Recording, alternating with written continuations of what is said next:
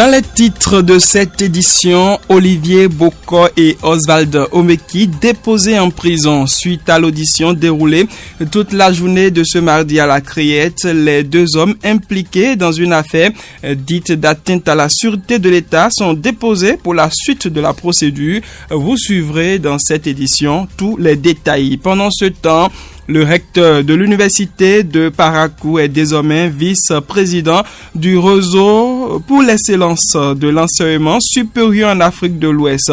Son élection est intervenue ce samedi au Sénégal. Vous aurez également des détails au sujet de cette élection. Et puis, malgré les sensibilisations et les injonctions des autorités, les pièces lisses et les billets froissés continuent de faire l'objet de rejets dans certaines localités du Bénin. Qu'est-ce qui peut bien expliquer l'échec de cette réforme? Cyril Johamon est socio-économiste. Il apporte ses éléments de réponse dans ce 13h. À suivre bien d'autres actualités, les sports, l'Afrique et à la boucle, la revue de presse nationale. C'est la charpente de cette édition. Bonsoir à tous et bienvenue dans Fraternité Midi Magazine. Radio Fraternité 96.5. Fraternité FM. Lady Meou assure la mise en onde de l'édition. Titre, je l'annonçais, Olivier Bokor et Oswald Omeki passent leur première nuit en prison. Ils sont placés sous mandat de dépôt après une longue journée passée à la Criette ce mardi 1er octobre. Les mises en cause ont été écoutées par le procureur spécial de la Criette, Mario Metonou, avant de passer devant le juge d'instruction, puis devant les juges des libertés de la détention. Ils sont poursuivis pour complot bien entendu contre la sûreté de l'État, corruption d'argent public et blanchiment de capitaux. Au total, ils sont 5 à être impliqués dans ce dossier de tentative de coup d'État. Maître Ayodele Aounou, représentant du collectif des avocats de Olivier Bokor et Oswald Omeki, parle dans cet extrait des charges retenues contre les mises en cause. Vous devez d'abord retenir que les personnes poursuivies, dont M. Olivier Bokor et M.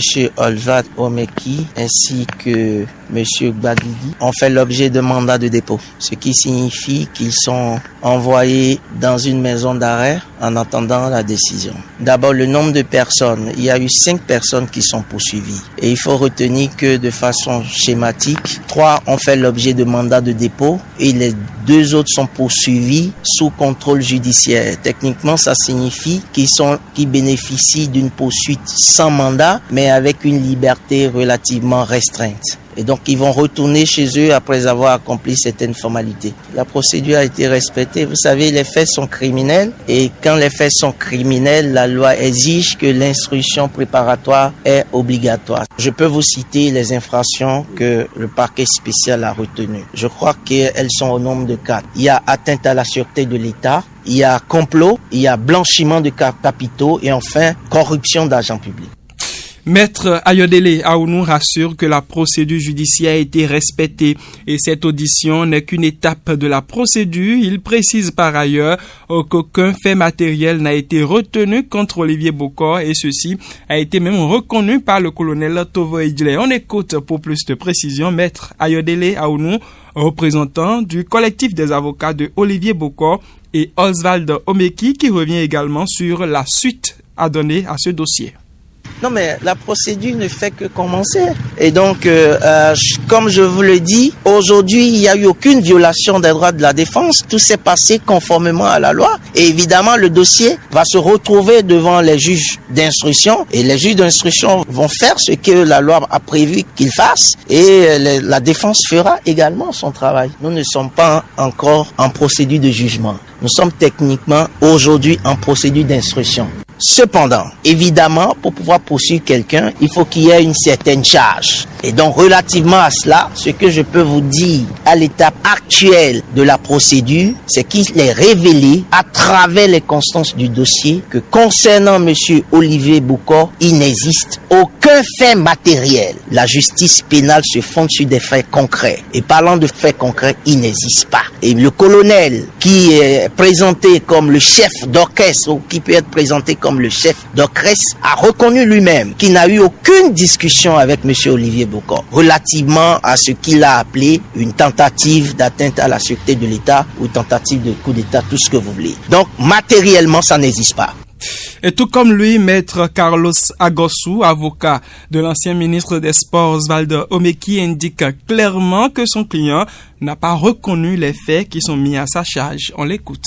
Je n'ai pas l'habitude d'exposer mes états d'âme. Cependant que mon client était serein, il ne reconnaissait pas les faits qui sont mis à sa charge et il est même surpris que son ami, puisque le principal accusateur est son ami personnel, il est même surpris que son ami puisse porter à sa charge des faits dont il n'a jamais discuté avec lui, selon ses déclarations devant les juges. Mon confrère Maître Ayodele vous a dit que la procédure étant toujours en instruction, nous ne pouvons pas révéler tous les éléments du dossier. Notre ministère ne nous y autorise pas. Donc, peut-être lors du jugement, qui sera une audience publique, vous aurez les détails par rapport à ces informations. Mais toujours est-il qu'il ne reconnaît pas les faits qui sont mis à sa charge. Il n'a jamais comploté contre la sécurité publique ni comploté par rapport à un coup d'État avec qui que ce soit. C'est ce qu'il a déclaré devant les juges.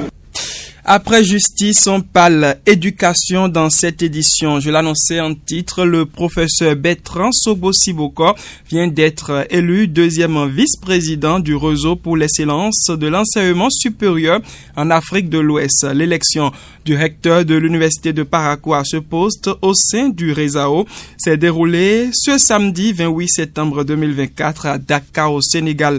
Il s'agit d'un réseau créé en octobre 2005 à Lomé dans le but de promouvoir une nouvelle politique de coopération universitaire en mettant prioritairement l'accent sur la modernisation de l'offre de formation universitaire en vue de faciliter la mobilité et l'insertion professionnelle des étudiants.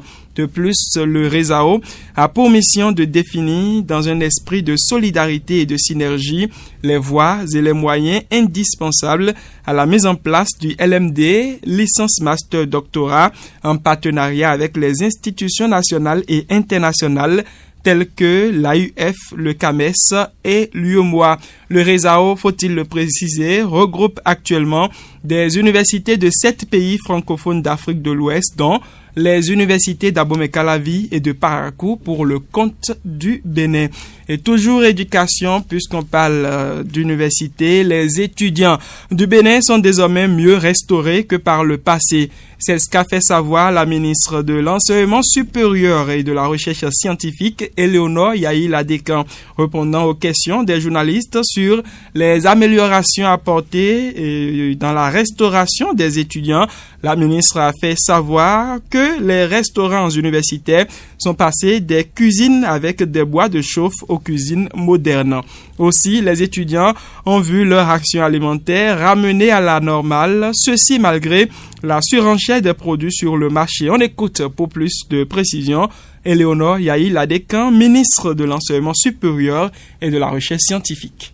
Tout évolue très bien parce que en ce moment-là, je donne juste un indicateur. Nous étions dans les cuisines avec du bois de chauffe, beaucoup de fumée. Et vous savez bien ce que cela implique. Et avec la rupture, nous avons tourné définitivement cette page. Les cuisines sont très améliorées et il n'est plus question d'utiliser du bois de chauffe. Donc la qualité des bonnes dames qui servent vraiment la cuisine s'est améliorée. Aussi bien sur le plan des visites et des contrôle régulier du port des masques, etc. Mais sur la quantité est devenue, parce que c'est un grammage au fait, c'est un grammage et c'est une planification immense. Le taux de service s'est amélioré. Avant c'était à 5%, mais facilement nous avons abordé les 10%.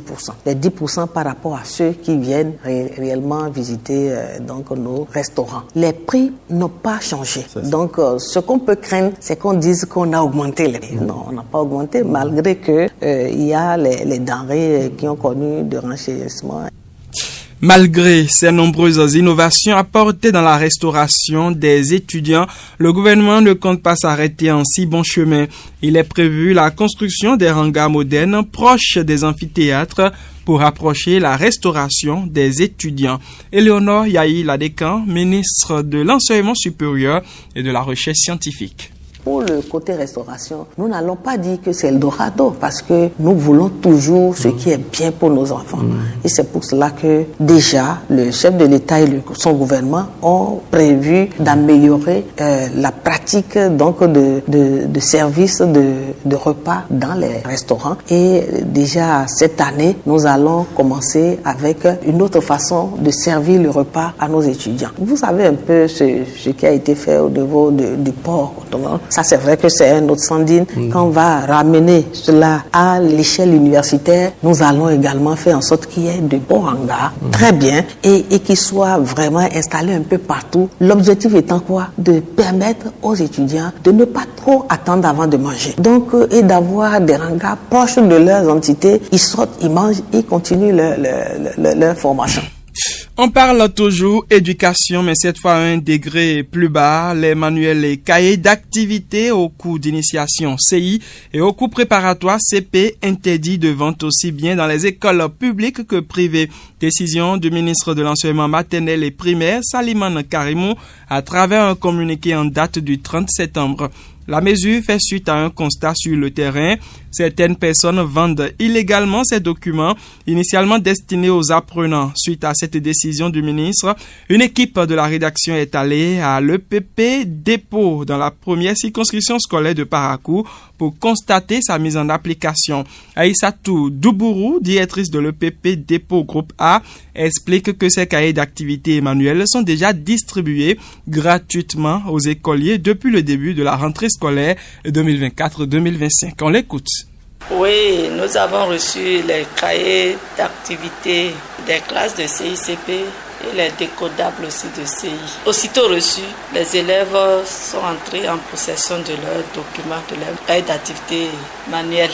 Nous les avons reçus juste les premiers jours de la rentrée, la semaine passée. Dès l'instant, les élèves ont commencé par écrire dans les cahiers. Aussitôt distribués, les titulaires de la classe ont commencé par travailler avec les écoles. Les cahiers d'activité restent en classe. Ils travaillent et l'instituteur ou bien l'institutrice titulaire de la classe corrige. On en a reçu un nombre suffisant. Il y en a pour tout écolier. C'est autorisé de vendre ces cahiers d'activité? Absolument pas. L'État nous a dit de distribuer les cahiers, même si le parent en avait acheté. S'il y a des parents qui achètent les fournitures depuis les vacances, mais s'ils amènent, on leur retourne ce qu'ils ont acheté et on travaille avec ce que l'État nous a demandé de partager.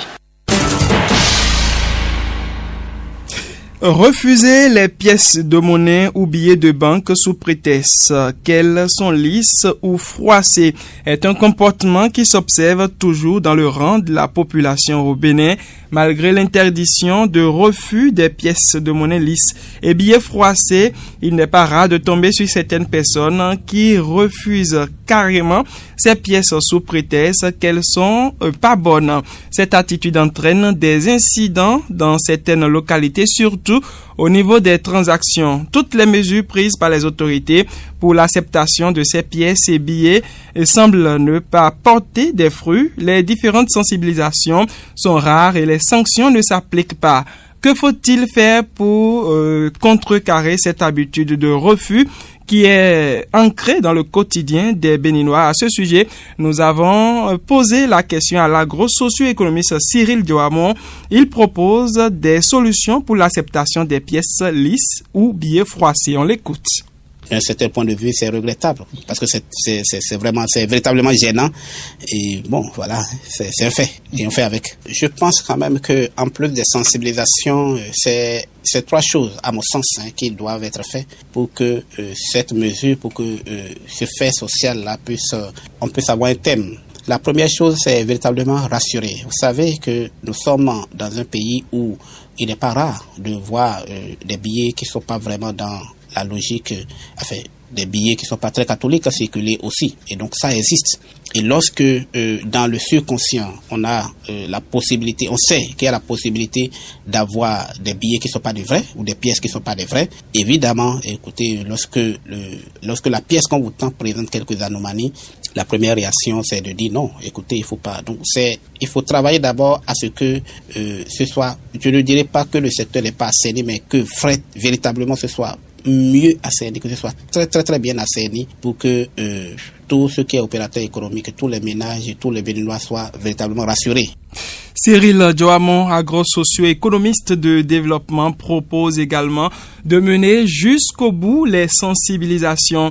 Il demande surtout aux populations de faire la différence entre les faux et les vrais billets. Suivez un extrait de ses propos pour vous en convaincre. La deuxième chose, c'est véritablement essayer d'aller au bout de la chaîne. Parce que lorsque moi j'ai une pièce usée, lorsque j'ai un billet qui présente quelques défauts, et qu'on me le refuse de l'autre côté, c'est que au début, je vais le refuser, ça va continuer. Et donc c'est fait en sorte que à tous les niveaux, que lorsqu'on a les moyens de détecter, lorsqu'on est rassuré qu'on est en face d'une bonne pièce, que cette pièce ne soit pas ne soit refusée à aucun niveau. Donc il faut d'abord travailler à ça, et véritablement c'est amener, n'est-ce pas, tous ceux qui sont agents économiques, tous ceux qui sont le Béninois lambda, à pouvoir faire la différence entre le vrai et le faux. Une note santé dans cette édition: le tabagisme, la consommation de l'alcool, l'hypertension artérielle, diabète, obésité, l'âge, le sexe sont entre autres facteurs de risque des maladies cardiovasculaires. Ces risques sont classés en deux différents groupes. Il s'agit des risques non modifiables et les risques modifiables. Selon les spécialistes de la santé, les risques non modifiables sont ceux liés à l'âge, le sexe et à l'hérédité, tandis que les risques modifiables concernent nos habitudes, selon Dr Nestor Tossou, médecin légiste. Il faut aussi comprendre que les maladies cardiaques incluent les lésions des vaisseaux, les problèmes structuraux et les caillots de sang. On écoute pour plus de précision le spécialiste. Les séances d'unité pédagogique d'abord sont des occasions de formation, et je pense que c'est 2 fois dans le mois, 2 semaines. Et parmi les risques de maladies cardiovasculaires, nous avons des risques non modifiables et des risques modifiables. Les risques non modifiables, c'est des facteurs qui ne dépendent pas de nous, tels que l'âge, tels que le sexe. Il y a également l'hérédité. L'hérédité étant, dès que nos géniteurs ont développé des maladies cardiovasculaires, nous sommes plus exposés. Nous avons plus de risques à développer la maladie. Le deuxième groupe des facteurs de risque cardiovasculaire, c'est des facteurs modifiables. Donc, vous et nous pourrons agir sur ces facteurs pour ne pas développer la maladie. Et là, en première position, nous avons le tabagisme. Le tabagisme sur toutes ses formes. Et qu'on soit un fumeur actif ou passif. Actif, c'est celui qui fume lui-même régulièrement. Passif, parce qu'il est dans l'environnement de celui qui fume. Et l'autre, quand il fume, quand il expire la fumée. L'autre qui expire également, il est également exposé. Deuxième facteur, c'est l'hypertension artérielle, qui signifie une élévation de la tension artérielle, l'augmentation de la pression qui passe dans les vaisseaux. Et troisième facteur, c'est le diabète. Il y a également l'excès de cholestérol, qui veut dire la consommation qui est due à une consommation excessive d'huile ou la consommation d'huile de mauvaise qualité. Et nous avons également l'obésité abdominale. Il y a également la sédentarité. Et le dernier facteur que je vais citer, c'est la consommation d'alcool. Que faire donc pour éviter les maladies cardiovasculaires? Sur la question, le médecin légiste Nestor Tossou conseille le contrôle de l'alimentation, les activités sportives. On l'écoute pour plus de détails. Pour un homme, il ne doit pas dépasser 3 petits verres d'alcool par jour, et pour la femme 2. Mais dans la mesure du possible, si on peut s'en passer, c'est l'idéal, parce que dans les aliments que nous consommons, nous avons déjà de l'alcool qui résulte de la fermentation de nos produits. Il est vrai, il y a l'alimentation, mais les facteurs que je viens de citer, ce n'est pas à négliger. Il est vrai, il y a l'alimentation, il faut manger équilibré, il faut manger à des heures indiquées, et il faut contrôler tout ce qui entre, tout ce que nous consommons, il faut contrôler, c'est normal, mais ne pas minimiser les autres facteurs, parce que les études ont montré que si on a plusieurs facteurs de faible degré, la sommation de ces facteurs potentialise ce qu'on a. Je peux dire, je vais juste prendre l'alimentation et mettre le paquet, tout respecter, mais si je suis sédentaire, si je suis sur place, je ne bouge pas, je ne fais pas d'activité physique, je n'ai rien fait. Donc c'est la combinaison de tout qui pourrait donner le résultat escompté. On évite le tabac, si possible l'alcool, on fait l'activité physique, contrôler son alimentation. Oui. Non, les facteurs non modifiables, ça dépend de nous, parce que on ne choisit pas ses parents. Si vous êtes issu d'un père ayant développé, une mère ayant développé des maladies cardiovasculaires, vous n'avez pas le choix.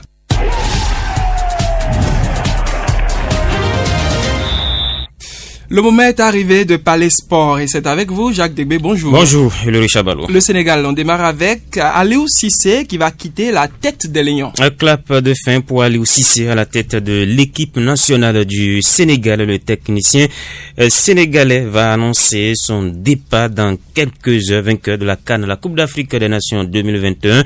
Il ne devrait pas être prolongé sur le banc des Lions de la Teranga alors que son contrat a expiré fin août 2024. Un nouveau contrat devrait être soumis à l'approbation du ministère des Sports pour un bail jusqu'en 2026, et ce afin de couvrir la CAN 2025, mais il n'en a été de rien. Le ministre des Sports a opposé son veto. Cissé doit donc se prononcer officiellement dans quelques heures pour annoncer son départ à la tête de l'équipe nationale du Sénégal. En attendant, on parle Ligue des Champions. Jacques Degbé, la deuxième journée se poursuit ce mercredi. Avec plusieurs affiches au menu, 8 matchs au total à suivre. Ça commence à partir de 17h45 béninoise. Gérone, le club espagnol, va accueillir le Feyenoord Rotterdam pendant que l'Atalanta Bergame se déplace sur le terrain du Shakhtar Donetsk. À suivre à partir de 20h le match entre Lille et le Real Madrid. L'Atlético Madrid de son côté se rend au Portugal pour défier le Benfica. À suivre également Liverpool, Bologne, Leipzig, Juventus ou encore Dynamo Zagreb, Monaco, sans oublier Aston Villa, Bayern Munich. On rappelle qu'hier déjà le Paris Saint-Germain a été battu sur le terrain d'Arsenal 2-0 pendant que le Borussia Dortmund a été sans pitié face au Celtic 7-1. Le FC Barcelone s'est également relancé en dominant la Young Boys 5-0. City l'emporte sur le terrain du Slovan Bratislava 4-0. 4-0, c'est aussi le score de la victoire de l'Inter face à l'Étoile Rouge de Belgrade. Enfin noté la victoire étriquée du Bayer Leverkusen 1-0 face au Milan AC. C'était l'instant sport avec vous, Jacques Degbé. Merci. Après vous, les nouvelles du continent.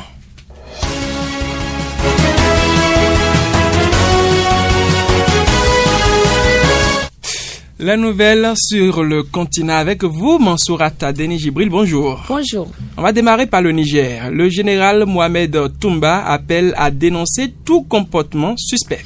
Les autorités militaires du Niger lancent un nouvel appel à la vigilance citoyenne pour lutter contre les menaces sécuritaires. Dans un communiqué largement relayé par la presse nationale, elle incite les citoyens à dénoncer tout comportement suspect. Une demande faite dans un nouveau contexte à la suite notamment des attaques des groupes terroristes à Bamako et à la tentative de déstabilisation du Burkina Faso. Au Ghana, pendant ce temps, l'opposition intensifie sa demande d'audit indépendant. À 2 mois de l'élection présidentielle dans le pays, la tension monte entre la Commission électorale et le Congrès démocratique national NDC, principal parti d'opposition. Le parti persiste dans sa demande d'audit indépendant du fichier électoral, réclamé depuis une manifestation organisée il y a 2 semaines. La Commission de son côté continue de refuser cette enquête. Selon elle, les erreurs pointées par le Congrès démocratique national, comme le transfert illégal de milliers d'électeurs vers d'autres bureaux de vote concernant uniquement le fichier électoral provisoire et non définitif. En RDC, dans le Nord Kivu précisément, au moins 11 civils sont tués dans une double attaque des ADF. On en parle dans nos prochaines éditions. En attendant, c'est la revue de presse nationale qui s'installe.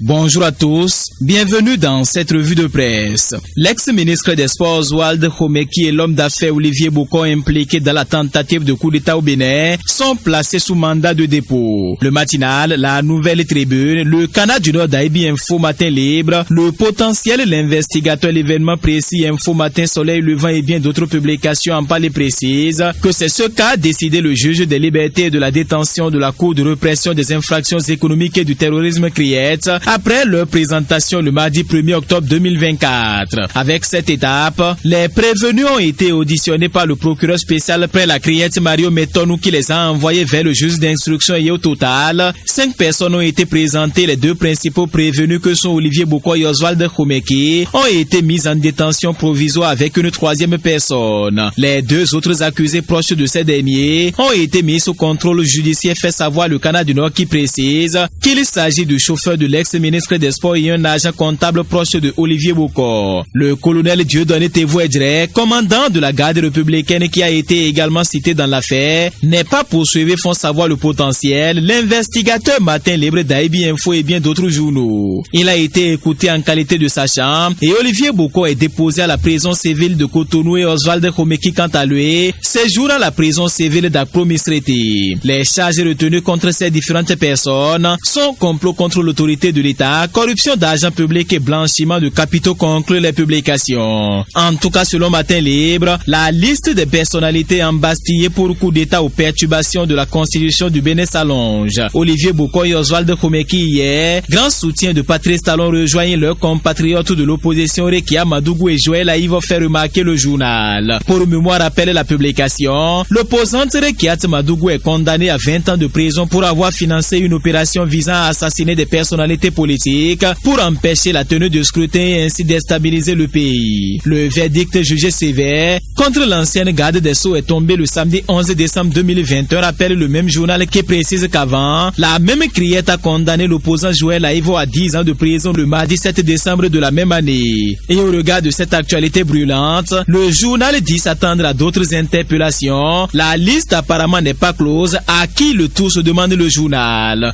Et en attendant une réponse à cette question, le gouvernement réagit sur le recrutement d'enseignants béninois du supérieur en Guinée. Interrogé le vendredi 27 décembre 2024 lors de sa rencontre hebdomadaire avec les professionnels des médias sur le sujet, le secrétaire général adjoint et porte-parole du gouvernement Wilfried Léandre Ngbeji a expliqué que ces enseignants n'avaient aucun empêchement de saisir cette opportunité si c'est pour eux une opportunité. Pour Wilfried Léandre Ngbeji, le fait qu'ils aient choisi de partir en raison de meilleures opportunités actuelles ne les exempte pas si le concours est lancé demain de venir soumettre leur candidature. De plus, le gouvernement, selon Wilfried Léandre Ngbeji, se réjouirait de les accueillir pour servir le pays s'ils réussissent au concours, conclut le journal. Et pendant ce temps, c'est le président de la haute autorité de l'audiovisuel et de la communication, Edouard Loko, qui multiplie les échanges avec les responsables d'organes et d'associations de presse. L'Office national d'imprimerie et de presse et la Société de radio et télévision du Bénin SRTB sont les 2 organes de service public qui ont été reçus par le président de la HAC, Edouard Loko, précise le matinal. Et au cours de cette audience, les discussions portaient sur l'état des lieux, la collaboration qui va s'établir entre ces organes de service public et la haute autorité de l'audiovisuel et de la communication font savoir le potentiel, l'investigateur 24 au Bénin et bien d'autres publications. Et dans les dernières secondes, les recettes fiscales au Bénin continuent de croître grâce à la performance des services des impôts et de l'administration douanière. Ces 2 régies ont réussi à mobiliser près de 278 milliards de francs CFA pour les mois de janvier et février 2024, selon un rapport de la Direction générale du budget intitulé Bulletin mensuel d'exécution du budget de l'État du ministère de l'économie et des finances. Et dans le détail, la douane et les impôts ont respectivement mobilisé 149,83 milliards de francs CFA en janvier et 128,12 milliards de francs CFA en février 2024. En 2 mois, fait savoir fraternitéfm.bg, ces services ont ainsi renfloué les caisses de l'État à hauteur de 278 milliards de francs CFA, soit une hausse de 20,8% par rapport à la même période de l'année précédente. Par ailleurs, les recettes globales du budget de l'État pour ces 2 premiers mois de 2024 s'élèvent à 311 milliards de francs CFA, soit une augmentation de 40 milliards par rapport à la même date en 2023, conclut la publication. Fin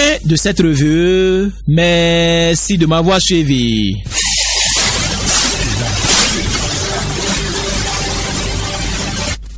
C'est également la fin de cette édition. Merci à tous de l'avoir suivi.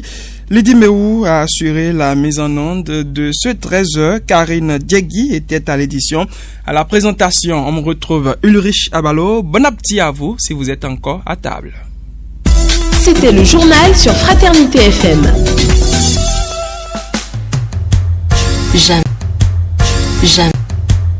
Jamais.